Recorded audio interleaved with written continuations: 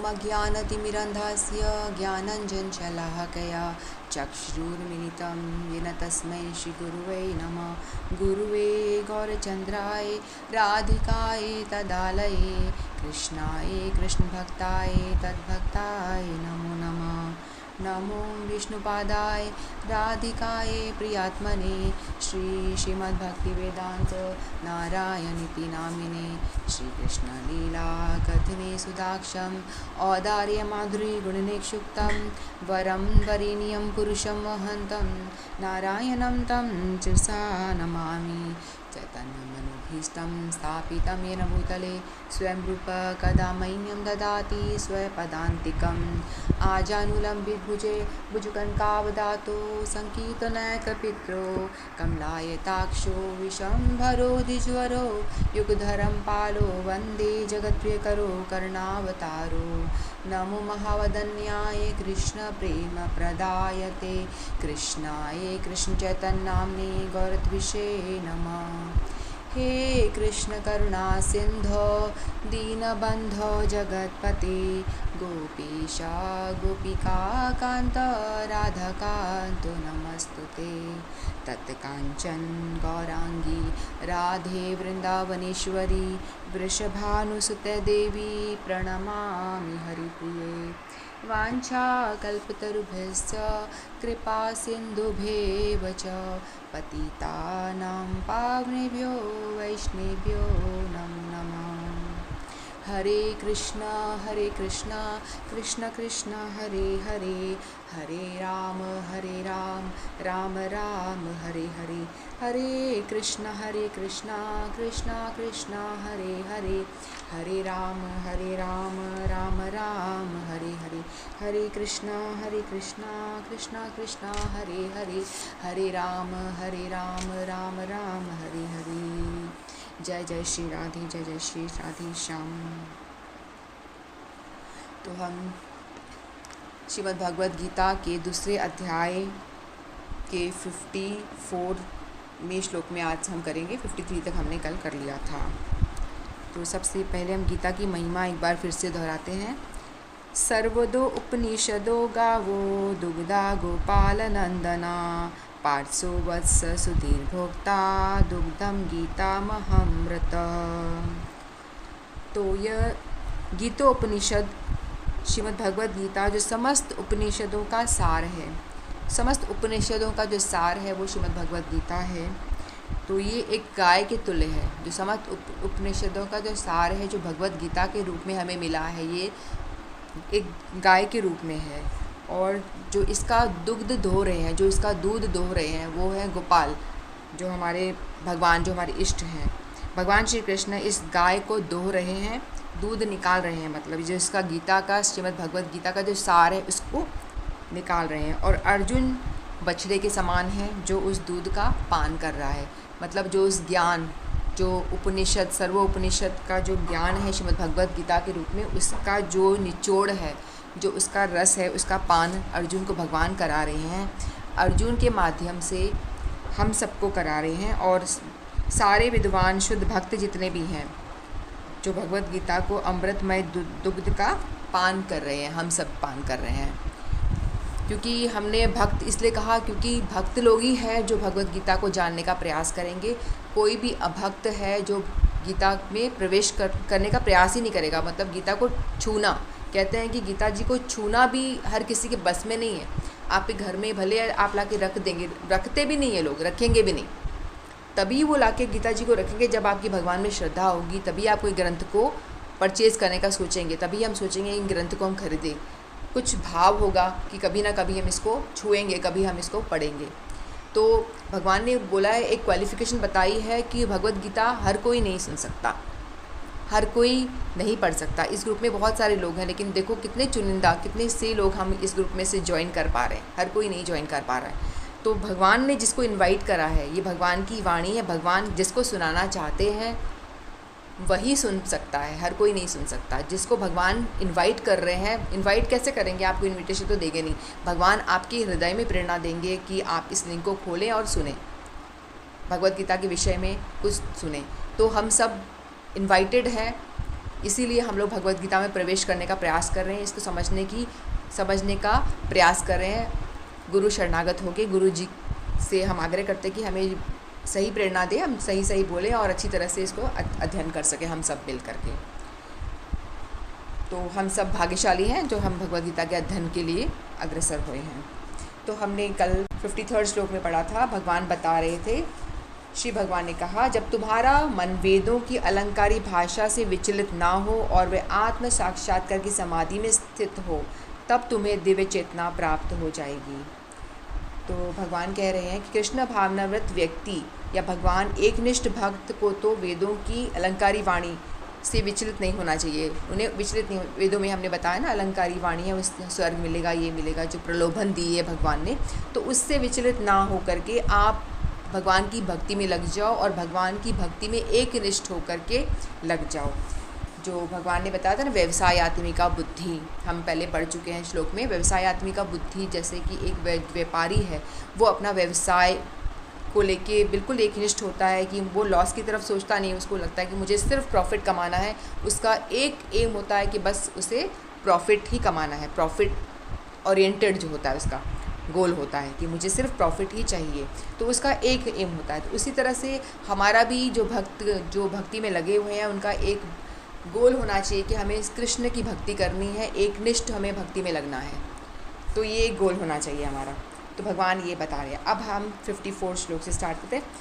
श्री अर्जुन उवाच स्थितप्रज्ञस्य का भाषा समाधितस्त केशवः स्थितधीः किम प्रभाषेत किमासीत व्रजेत किम। तो भगवान बता रहे थे, 11वें श्लोक से भगवान ने बोलना शुरू किया था। भगवान ने आत्मा के बारे में बताया, आत्मा के गुणों के विषय में बताया, काफ़ी कुछ भगवान ने बताया। उसके बाद ने बताया कि कैसे आपको कर्म योग के बारे में बताया, बुद्धि योग यानी कि ये भक्ति योग बुद्धि योग एक ही है, उसके विषय में बताया। कर्म योग बताया, फिर बोला कि डिफ़िकल्ट होगा, नहीं हो पाए, चल तू भक्ति योग में आ जा। ऐसे करके भगवान एक एक स्टेप बढ़ाते जा रहे हैं। फिर अर्जुन कह रहे हैं कि बताइए आप। तो अर्जुन ने कहा, हे कृष्ण, अध्यात्म में लीन चेतना वाले व्यक्ति स्थित प्रज्ञ के क्या लक्षण हैं, वह कैसे बोलता है तथा उसकी भाषा क्या है, वह किस तरह बैठता है और चलता है। तो अर्जुन जी पूछ रहे हैं कि भगवान कृष्ण से कि वो कैसे बोलता है, उसके क्या कैरेक्टरिस्टिक्स हैं जो भक्त है। यानी बेसिकली भगवान पूछ रहे हैं कि भक्त की क्या विशेषता है, भक्त कैसे बोलता है, इंग्लिश बोलता है, हिंदी बोलता है, मलयालम बोलता है, ऐसे नहीं, ये नहीं बोल रहे हैं कि कैसे बोल रहा है, कौन सी लैंग्वेज में बात कर रहा है, ये नहीं बोल रहे हैं। वो कह रहे हैं कि किस तरह से बोलता है, यानी क्या उसका किस तरह से वो रहता है, क्या उसकी क्वालिफ़िकेशन, क्या विशेषता है। जैसे कि धनवान जो व्यक्ति होता है, उसकी विशेषता ये होती है कि वो उसके पास बहुत सारा धन होता है ना। कोई रोगी होता है तो उसके कुछ लक्षण दिखाई देते हैं, जो जिस रोग के लक्षण नज़र आते हैं उसको। बुखार है तो वो उसका शरीर दपरा होता है। और विद्वान होता है, उसके अलग लक्षण होते हैं। गुणों में विद्वान होता है, पढ़ाई में बहुत होशियार होता है, ब्रिलियंट होता है। तो हमें उस व्यक्ति को देख के उसके लक्षण का पता चल जाता है। उसी तरह से भगवान अर्जुन जी पूछ रहे हैं कि कृष्ण, उस तरह कृष्ण कि दिव्य जो भक्त होता है वो दिव्य चेतना में युक्त होता है। दिव्य चेतना में युक्त होता है यानी दिव्य चेतना से युक्त व्यक्ति अपने विशिष्ट लक्षणों से जाना जाता है। वो क्या लक्षण है? एक जैसे कि कोई एक व्यक्ति है, एक मूर्ख व्यक्ति है, वो बहुत अच्छे से कपड़े उसने पहन रखे हैं, टिप टॉप एकदम सूट बूट पहन के बैठा हुआ है, तो कोई भी उसको देखेगा तो पता लगेगा कि वाह, क्या पता नहीं कितना इंटेलिजेंट व्यक्ति होगा। देख के ऐसा लगेगा ना उसको कि भाई वेल ड्रेस्ड है, अच्छे से ड्रेस करा हुआ बैठा हुआ है। लेकिन जैसे ही उसने मुंह खोला तो हमें समझ में आ जाएगा अरे ये तो मूर्ख है ना, क्योंकि वो बातें इस लेवल की करेगा, बुद्धू जैसी बातें करेगा, कुछ भी उल्टी सीधी बातें करेगा, तो हमें समझ में आ जाएगा कि ये व्यक्ति तो मूर्ख है। लेकिन लग ऐसे रहा था कि वो बहुत अच्छे से ड्रेस्ड है, टाई पैंट कोट सब लगा के अच्छे से बैठा हुआ है। तो जब तक कि व्यक्ति बोलता नहीं है, हमें पता नहीं चलता कि वो व्यक्ति कितने पानी में है, उस व्यक्ति की क्या क्वालिफ़िकेशन है, कैसा है वो व्यक्ति। हम नहीं, उसके बारे में हम कुछ भी बता नहीं सकते हैं अच्छी तरह से, जब तक कि उसे हम बात नहीं करेंगे। तो एक बने ठने मूर्ख को तब तक नहीं पहचाना जा सकता जब तक वह बोले नहीं, किंतु बोलते ही उसका यथार्थ रूप प्रकट हो जाता है। जैसे ही उसने मुँह खोला हम समझ जाते हैं कि कोई हरियाणा टोने बोल रहा है तो लगेगा अरे वो तो हरियाणवी है। कोई राजस्थानी टोन आ रही है या कोई बहुत ही इंटेलिजेंट है तो बहुत ही उससे श्लोक मुँह से निकल रहे तो अरे वाह भाई ये तो बहुत ही ब्रिलियंट है, विद्वान है। इस तरह से हम कुछ एक अनुमान लगा पाते। तो भगवान अर्जुन जी पूछ रहे हैं कि कृष्ण भावनामृत में युक्त व्यक्ति जो है वो क्या बोलता है, कैसे हम जानें कि व्यक्ति जो है कृष्ण की पूजा करता है, उसकी भक्ति करता है, कैसे पता चलेगा? तो वो हमें पता इस तरह से चलेगा। कृष्ण भावना भावित व्यक्ति सर्व प्रमुख लक्षण यह है कि वह केवल कृष्ण तथा उन्हीं के संबंध विषय में बात बोलता है। फिर तो वह अन्य लक्षण स्वतः प्रकट हो जाते हैं, जिसका उल्लेख आगे किया गया है। तो ऐसे भगवान बता रहे हैं कि जो देखो, आपकी बुद्धि में जो होगा आप वही चीज़ बोलेंगे, है ना। जो व्यक्ति बहुत ज़्यादा सीरीज़ देखता है और मार धाड़ वाली सीरियल्स वगैरह देखता है, तो उसके जो कॉन्शियस में वही चीज़ होगी। वो जहाँ भी बात करेगा तो वो सीरियल की बात करेगा। आपने वो सीरीज़ देखी, देखो उसमें ये था ना, उसने इसको मारा, ये किया, धाड़ धाड़, वो बातें करेगा, क्योंकि उसके दिमाग रूपी जो इसका ये है CPU, उसमें यही चीज़ भरा हुआ है। लेकिन जिस व्यक्ति के बारे में बहुत कुछ सदाचारी व्यक्ति होता है, उसके अंदर जो भरा होता है वो वैसी बातें करेगा। हमें अच्छे से रहना चाहिए, सास ससुर की सेवा करनी चाहिए, वो सदाचार वाली बातें करेगा, माता पिता की सेवा करो, ये करो। और यदि जो भगवान की रिलेटेड बातें हमेशा सुनता रहता है, बोलता रहता है और उन्हीं के विषय में स्मरण करता रहता है, भगवान ने बोला है ना, योग यानी भगवान से जुड़ने का योग है, यानी अपने मस्तिष्क रूपी CPU जो होता है उसके अंदर आप भगवान की बातें भरें, ये होता है। जैसे कि आप उनकी कथाओं का श्रवण करें, सुने, बहुत सारी कथा सुने, है ना, भगवद गीता का अध्ययन करें, नाम जप करें, ये सब करेंगे। यानी जो भी एक्टिविटी कर रहे हैं उससे आपको भगवान का स्मरण हो, वही एक्टिविटी करता है वो जिससे कि भगवान का स्मरण होता है। तो बेसिकली होता क्या है कि उसके मस्तिष्क में पूरा जो है वो कृष्ण ही बैठे होते हैं, क्योंकि वो हमेशा उन भगवान को लेकर चलता है, भगवान सेंटर में होते हैं। वो जो भी काम करता है भगवान को सेंटर में लेके ही करता है। जैसे मैंने भोग वाला एग्जांपल अक्सर देती रहती हूँ, क्योंकि बहुत ही कॉमन है और बहुत इंपॉर्टेंट भी है। क्योंकि हमने एक ही एक्टिविटी यदि हमने जोड़ दी हमारी लाइफ में, भगवान को भोग लगाना, तो वो एक सिंपल सी एक्टिविटी भी हमारे दिमाग में भगवान को बैठा देती है। वो कैसे?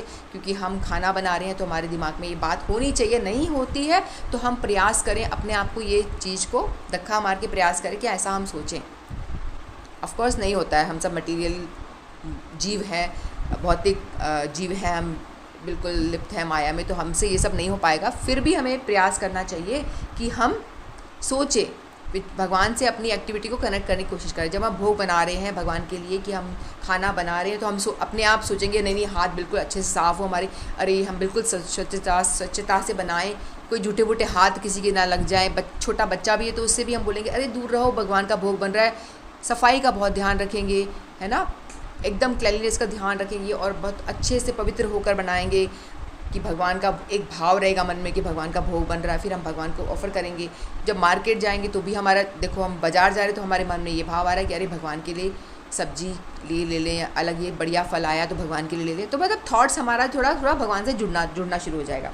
तो जो कृष्ण भावना भावित, यानी कृष्ण की भावना उसके अंदर पूरी भरी हुई है, तो वो फुल्ली कृष्ण कॉन्शियस है वो, तो वो हमेशा भगवान की ही बातें करेगा। जब भी किसी से बात करेगा, दो व्यक्ति यदि मिलेंगे तो आपस में हम लोग क्या बोलते हैं, तेरी सास ये, तेरी बहू ये, मेरा बेटा ये नहीं करता, मेरी बेटी ये नहीं करती, मेरी चुगली चाटा जो कहते हैं ना, संसारिक बातें, व्यर्थ का प्रजल्प करेंगे, इधर उधर की बातें, व्यर्थ की बातें करेंगे। अक्सर यही होता है ना, दो सासुएँ मिल गई तो बहू की बुराई, दो बहुएँ मिल गई तो सासू की बुराई, दो पेरेंट्स मिल गए तो अपने बच्चों की बुराइयाँ, ये ऐसा नहीं करता, ये नहीं पढ़ता, ये वो जो भी है, तो मतलब प्रजल्प, सांसारिक प्रजल्प ही करेंगे। लेकिन जो कृष्ण भावना भावित व्यक्ति जो होगा वो आपको हमेशा भगवान के विषय में ही बातें करेगा। वो जैसे आप शुरू, वो भले कहीं से भी करेगा, वो बातें चाहे इधर उधर से करके अपने सास शुरू करते करते फिर आ जाएगा अपने पॉइंट पे, वो भक्ति पे आ जाएगा, क्योंकि उसके पास में जो है वही तो देगा ना। वो उसका जो हृदय है, उसके जो CPU में भरा हुआ है, मस्तिष्क में जो उसने बातें भरी हुई हैं वही निकलेंगी। जो आपने भर रखा है वही तो निकल के बाहर आएगा ना। तो उसने यदि भरा हुआ है, भगवान के बारे में ज़्यादा सुनता है, ज़्यादा सोचता है, तो वही चीज़ वो बोलता है। अगले को भी चाहता है कि मुझे आनंद मिल रहा है ये सब करने में, तो आप सबको भी वो चीज़ों का आनंद मिले, तो आप लोग भी इस चीज़ से जुड़ें और आप लोग भी ये चीज़ फॉलो करें, भगवान की भक्ति करें, हरि भजन करें, वो यही चीज़ बोलेगा। तो इससे आपको समझ में आ जाएगा कि ये व्यक्ति जो है कृष्ण भावना भावित है। तो भगवान बता रहे हैं वो हमेशा मेरे विषय में बात करेगा, मेरे विषय में बोलेगा, मुझसे जुड़ा रहेगा, हमेशा मेरे बारे में बात करेगा, इंग्लिश हिंदी ऐसे नहीं बोलेगा वो, ऐसा भगवान बता रहे हैं। तो अब हम नेक्स्ट श्लोक पे आते हैं, 50 श्लोक पे। श्री भगवानुवाच प्रजहाति यदा कामान् सर्वान् पार्थमनुगतान् आत्मन्येवात्मना तुष्टः स्थितप्रज्ञस्य दोच्यते। श्री भगवान ने कहा, हे पार्थ, जब मनुष्य मनोधर्म में उत्पन्न होने वाली इंद्रिय तृप्ति के समस्त कामनाओं का परित्याग कर देता है और जब इस तरह से विशुद्ध हुआ उसका मन आत्मा में संतोष प्राप्त होता है तो विशुद्ध दिव्य चेतना को प्राप्त स्थित प्रज्ञ कहलाता है। तो इंद्रियां जो हमारी है ना, बहुत चंचल है, हमेशा चारों तरफ से खींचती रहती है। हम आजकल के ज़माने में तो देखो कितना सारा टेम्पटेशन है। एक फ़ोन हाथ में पकड़ा दे तो बच्चों के हाथ में पकड़ा दो, बच्चों को हम बोलेंगे, लॉकडाउन में फ़ोन पकड़ा देते थे बच्चों के हाथ में, आपको पढ़ना है, तो बच्चा पता नहीं पढ़ाई करेगा, वो तो पता नहीं क्या, इतना सारा टेम्पटेशन उसके हाथ में ही है। कचरा भी देख सकता है वो, अच्छी चीज़ें भी देख सकता है ना। फ़ोन में तो सभी कुछ है, बहुत व्यर्थ की चीज़ें भरी हुई हैं और अच्छी चीज़ें आप, जैसे हम लोग फ़ोन से ही कनेक्ट हो रहे हैं तो अच्छा प्रयोग भी हम फ़ोन का कर रहे हैं। तो हमारे ऊपर है कि हम फ़ोन का किस तरह से यूज़ कर रहे हैं। तो इंद्रियों में हमें फंसना है कि नहीं फंसना, ये हमारे ऊपर है। और उसको कंट्रोल करना, वो कंट्रोल कैसे होगा, हमें इंद्रियों को कंट्रोल करना तो बहुत डिफ़िकल्ट है, बहुत ही मुश्किल है, हम नहीं कर सकते। कैसे हम इंद्रियों को कंट्रोल कर सकते हैं? एक व्यक्ति जो है अपनी छोटा सा झोपड़े में रह रहा है और उसको अपने झोपड़े से बहुत अटैचमेंट हो रखा है ना। हर किसी को अपने घर से होता है, चाहे उसका अगर छोटा हो बड़ा हो कैसा भी हो, अपने अपना होता है ना, वो अपना, मैंने ये झोपड़ी बनाई, मेरी है, ये मैंने बनाई है। तो अपना वो आसक्ति जो होती है, अटैचमेंट होता है ना, बहुत ही भयंकर होता है। तो उसमें वो चिपका रहता है, मेरी झोपड़ी। हम उसको बोलेंगे चलो तुम ये झोपड़ी को छोड़ो, इस मकान में आ जाओ, वो छोड़ने को तैयार नहीं होगा। नहीं, मुझे तो यही पसंद है, मेरा ही घर पसंद है। लेकिन यदि हम इस व्यक्ति को बोलें तुम इस झोपड़ी को छोड़ो, तुमको एक बड़ा सा मैं महल दे रहा हूँ, आ जाओ तुम महल में रह लो, तो वो एक दिन रहेगा, फिर बोलेगा अरे हाँ यार यहाँ तो बढ़िया फैसिलिटी है, वहाँ तो गीज़र नहीं था, यहाँ तो गीज़र है, गर्म पानी आता है, अरे यहाँ तो एसी लगा है, वहाँ तो एसी भी नहीं था, है ना। तो बहुत सारी फैसिलिटी वाइज उसको जब आनंद आने लगेगा तो बोलेगा अरे वो टेस्ट तो बेकार है, झोपड़ी छोड़ देनी चाहिए। क्योंकि जब आपको हायर टेस्ट मिल जाता है, लोअर टेस्ट से जब आप हायर टेस्ट की तरफ जाते हो तो आप उसको छोड़ पाते हो। इंद्रिय तृप्ति जो हम कर रहे हैं, जब लगे हुए हैं भोग विलास में, ये सब है लोअर टेस्ट। यदि इनको छोड़ना है तो हम जोर दे के छोड़ने का प्रयास करेंगे। जैसे ये होते हैं ना, योगी लोग होते हैं, ध्यानी लोग होते हैं, ध्यान लगाते हैं, बैठ जाते हैं आंख बंद करके, अपनी आत्मा पता नहीं क्या, अपने पॉइंट को भवों के बीच में लाते हैं, ध्यान केंद्रित करते हैं, पता नहीं कितना कितना कुछ करते हैं, ओम ऐसे कर कुछ भी जप करते हैं, मतलब पूरी तरह से अपनी इंद्रियों को वश में करने का प्रयास करते हैं अपने बल पे, अपने बलबूते पे। तो होता क्या है, वो करते तो हैं, बहुत बढ़िया कर रहे हैं, लेकिन ये जो मार्ग है ये बहुत कठिन मार्ग है।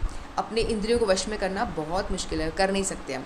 तभी हम कर पाएंगे जब हम इस इंद्रियों को भगवान से कनेक्ट कर दें, तो आप कर सकते हैं कंट्रोल, अदरवाइज़ तो पॉसिबल ही नहीं है। तो भगवान ने बहुत ही सरल मार्ग बता दिए हम कलयुग के जीवों के लिए कि भाई तू नहीं कर पाएगा, ध्यान व्यान तेरे बस का नहीं है, तू करने भी बैठेगा। हमने जैसे वो कथा सुनी थी ना पहले, कौन से ऋषि थे जो यमुना नदी में वो कर रहे थे, फिर वो 2 छोटी मछलियों को संभोग करते देख लिया, हज़ारों साल उन्होंने किया और वो बिल्कुल पतित हो गया। बोलता अरे कितना आनंद है, मैं भी जा रहा हूँ। और जाके उसने शादियाँ कर ली, मानधाता ऋषि के पास गए, उनकी 50 कन्याओं से शादी करी उन्होंने।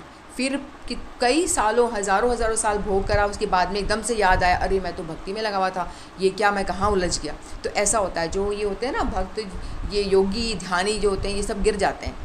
इसमें गिरने के बहुत चांसेस हैं और गिर के फिर ज़ीरो हो जाता है। इसीलिए हमें भक्ति मार्ग पे चलना चाहिए।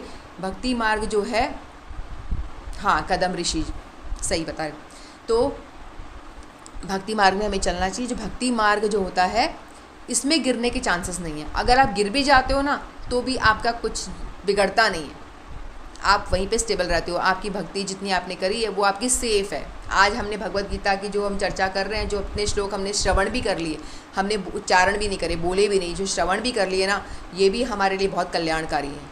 श्रवण तो बहुत ज़्यादा इम्पॉर्टेंट है, भक्ति का बहुत महत्वपूर्ण अंग है। सबसे पहला होता है श्रवण, सबसे भक्ति का पहला अंग ही यही है, श्रवणम कीर्तनम स्मरणम। पहले श्रवण करेंगे तभी तो कुछ बोलेंगे। मैंने कुछ सुना तो मैं बोल रही हूँ, अब आप सुनेंगे आप भी बोलेंगे, किसी ना किसी को तो बोलेंगे, या आप जो किसी और गुरु वैष्णव को सुनेंगे वो बोलेंगे। फिर कीर्तन करेंगे, है ना, कीर्तन बनी बोलना, स्मरण करना, मन में मनन करना, सोचना, तो ये भक्ति का बहुत बड़ा अंग है। तो आप स्मरण करना बहुत बहुत ही ज़रूरी है। तो मतलब कहने का मतलब ये है कि जब हम हायर टेस्ट, लोअर टेस्ट को छोड़ के हम हायर टेस्ट पे आते हैं तो लोअर टेस्ट हमारा अपने आप छूट जाता है। तो हायर टेस्ट है भक्ति। तो भक्ति में बहुत आनंद है। लोगों को लगता है कि भक्त लोगों के पास में कुछ आनंद तो है नहीं, बस ऐसे ही हरे कृष्णा करते रहो बैठे बैठे।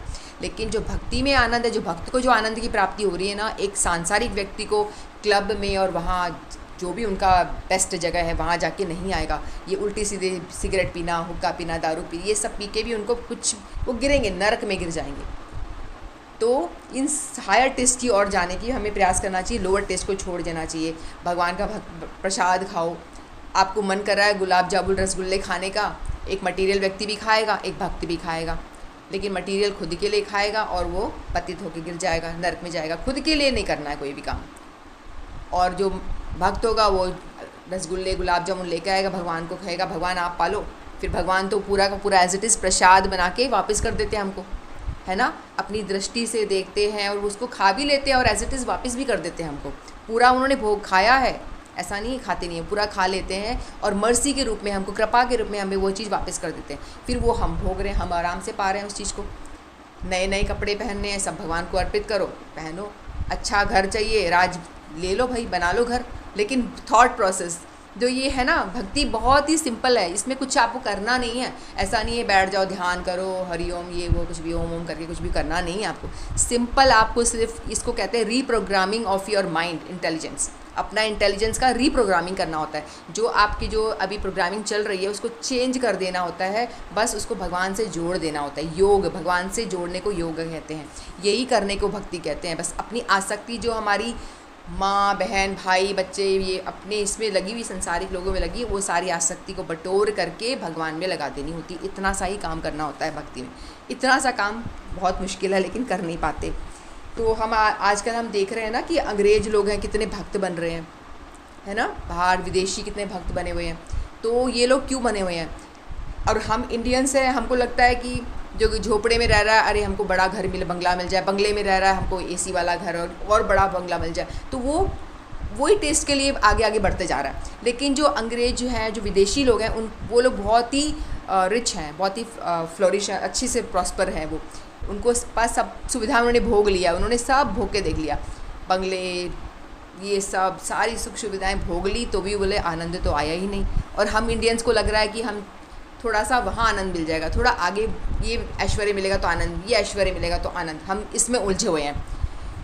जब हम इसमें सब देख लेंगे अरे कहीं नहीं मिला आनंद, तब भक्ति में आएंगे। तो अंग्रेज लोग जो जुड़ रहे हैं उन्होंने सारा ऐश्वर्य देख लिया, पैसे खूब कमा लिए, करोड़ों रुपए हैं उनके पास में। हमारे गुरुदेव के भक्त इतने रिच लोग हैं, वो सब सरेंडर करके सारा मठ में दान कर दिया। बोला पैसा ने तो मुझे कुछ सुख प्रदान किया ही नहीं, और जो भी ऐश्वर्य मेरे पास में है, जो फैसिलिटी मुझे मिली है, मुझे कुछ आनंद दे ही नहीं रही है। तो फिर वो अल्टीमेटली भगवान को सरेंडर होते हैं, गुरु के पास में आते हैं, भाई बताओ मैं क्या करूँ, मुझे आनंद कैसे मिलेगा, मुझे आनंद नहीं की प्राप्ति नहीं हो रही है। तब वो सरेंडर करते हैं, फिर वो आते हैं भगवान की, क्योंकि उनको हायर टेस्ट चाहिए होता है। जो ये मटीरियल जो जितना भी है वो सारा लोअर टेस्ट है। उन्होंने एक्सपीरियंस किया है, उन्होंने आजमा लिया है सब कुछ, उसके बाद भी वो हायर टेस्ट जो स्पिरिचुअल प्लेटफॉर्म पे मिलता है हमें भगवान की भक्ति, उस तब वो उस तरफ आते हैं। फिर बोलते हैं अरे परम आनंद की प्राप्ति अभी हो रही है। तो जो भक्ति करेंगे उनको समझ में आएगा। ऐसे हम बोलते रहेंगे, प्रैक्टिकली बोलते रहेंगे तो हमें कुछ समझ में आने वाला नहीं है। तो हमें भक्ति करना पड़ेगा, तभी हम समझ पाएंगे कि हमें इसका क्या आनंद आता है। तो हरे कृष्णा महामंत्र का जप सबको करना चाहिए।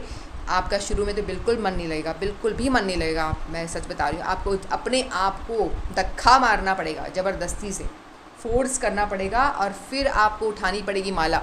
जैसे एक दवाई हम खाते हैं ना, डॉक्टर बोलता है ये मेडिसिन आपको खानी पड़ेगी, तो हमें तो मन करता नहीं कभी मेडिसिन खाने का, लेकिन हमको यदि ठीक होना है तो आपको खानी पड़ेगी।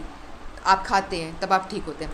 अभी हम सारे जो है भव रोगी हैं, हमको माया देवी ने जकड़ा हुआ है, पकड़ रखा है, और हम सारे इस भव सागर में पड़े हुए हैं और सब परेशान हो रहे हैं बीमारियों से, ये सब व्याधियों से दुखी हो रहे हैं, और हम सारे यहीं पे तड़प रहे हैं। तो हमको, हम भव रोगी, हम यदि इस भव रोग से उठना है तो हमको भी ये हरि नाम की जप की माला उठानी पड़ेगी, और हमें ये ज़बरदस्ती से मेडिसिन लेनी पड़ेगी। भगवान नाम की मेडिसिन लेनी पड़ेगी ज़बरदस्ती से। शुरू में तो हम ज़बरदस्ती करेंगे, लेकिन धीरे धीरे 1 करें, फिर 2 करें, फिर 3 करें, फिर धीरे धीरे बढ़ाते जाएं, फिर आपको आनंद आने लगेगा। फिर बोलोगे अरे बाबा इसके बिना तो रहा नहीं जा रहा। फिर आप बोलोगे कि अरे आज कुछ कमी, आज नई चैंटिंग नहीं हुई, आज तो कुछ रह गया जीवन में। तो आप करके देखिए, ये हमारा एक्सपीरियंस है। चाहे थोड़ा बहुत कर रहे हैं, लेकिन कुछ कुछ तो थोड़ा बहुत जो कर रहे हैं वो उसके आधार पर बता रहे हैं। तो हमें चैंटिंग को वो अपने लाइफ में शामिल करना चाहिए और उससे ऊपर उठना चाहिए। विराम देती हूँ। वांछा कल्पतरुभ्यश्च कृपा सिंधुभ्येव च पतितानां पावनेभ्यो वैष्णवेभ्यो नमो नमः। श्रीमद् भगवद गीता की जय। समस्त भक्त वृंद की जय। हरे कृष्णा, राधे राधे।